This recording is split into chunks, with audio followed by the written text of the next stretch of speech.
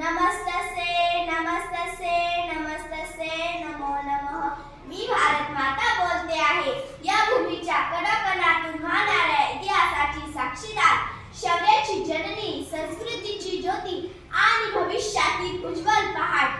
माझ्या देहावर हिमालयाची उंची आहे, माझ्या श्वासात गंगेची पवित्रता आहे आणि माझ्या हृदयात या देशातील प्रत्येक लेकरासाठी अमर प्रेम आहे। काळ बदलले, साम्राज्य कोसळले, तलवारी मोडल्या, सिंहासने जळून खाक झाली, पण भारत या नावाचा तेजोमय सूर्य कधीच मावळला नाही। माझ्या इतिहासाच्या पानांना पलटवताना लक्षात ठेवा, हे पान कागदाचे नाहीत, हे पान बलिदानाच्या रक्ताने उजळलेले आहे।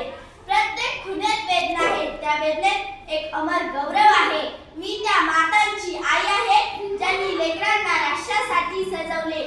मी त्या रयतेची छाती आहे, ज्यांनी संकटाच्या गरजांना छातीशी धरून हसत हसत काळाला हरवले।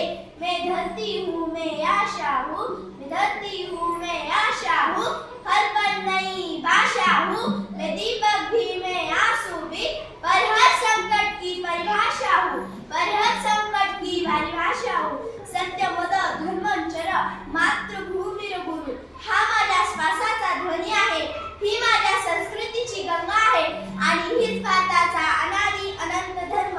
जेव्हा सीमाता नावाने थंडतात, तेव्हा माझ्या हृदयात तुतांचे ढोलांचे नाद उमटतात। जेव्हा शेतकरी कोरड्या जमिनीला स्पर्श करतो, तेव्हा माझ्या नाड्यांतून पावसाचे लेख जन्म घेतात। मी प्रत्येक कष्टात जगते आणि प्रत्येक संघर्षातून पुन्हा उभी राहते। आजची पिढी, तुम्ही या राष्ट्राचे उद्याचे प्राण। ज्ञान, विज्ञान, मूल्ये, शौर्य, करुणा या 5 दिव्यांनी जेव्हा तुमचे जीवन उजळून निघेल, तेव्हा विश्व पुन्हा एकदा जाणेल की भारत अजूनही विश्वगुरु होण्याची पात्रता धरतो।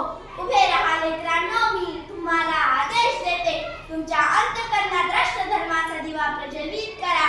अंधाराला नावे ठेवू नका, एकच काजवा बना, संपूर्ण काळोख वितळून टाका।